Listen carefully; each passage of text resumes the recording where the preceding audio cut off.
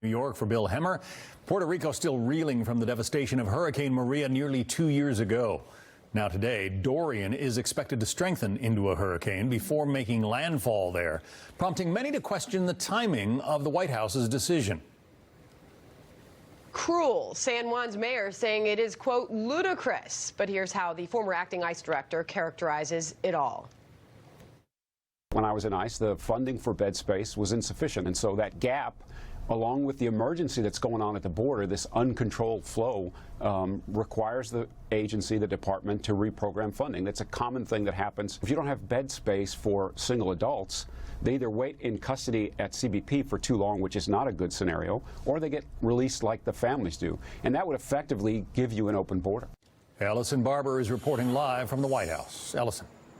John, the Department of Homeland Security notified Congress about its plans last month. The 30-day notification period is set to end on Sunday. DHS says that it intends to reprogram and transfer $116 million to fund ICE single adult detention beds and $155 million to establish and operate temporary immigration hearing facilities along the southwest border. That's $271 million in all, $155 million coming from FEMA's Disaster Relief Fund.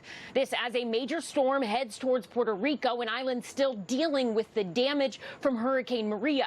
DHS claims this is necessary. They say more single adults are crossing the border, and without additional funding for single adult detention beds and transportation, ICE will not be able to handle the influx of migrants. Democrats are not buying it. They say the administration's explanation lacks necessary justification under the law. House Speaker Nancy Pelosi is accusing President Trump and his administration of stealing money from disaster relief to pay for an inhumane family incarceration plan. Senate Minority Leader Chuck Schumer says it is an effort to undermine Congress's constitutional authority. In a statement, Schumer said in part, quote, taking these critical funds from disaster preparedness and recovery efforts threatens lives and weakens the government's ability to help Americans in the wake of natural disasters. Congress appropriated these funds to meet the American people's priorities. The White House is calling the pushback hysteria.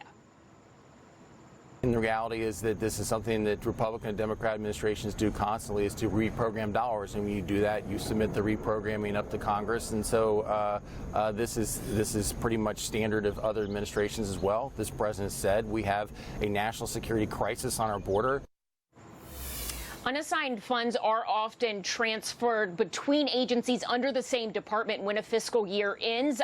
Some funds were transferred last year for immigration enforcement, including some from FEMA, but it was a much less significant number. It was $10 million, but Democrats were critical of that as well. John? All right, Ellison Barber at the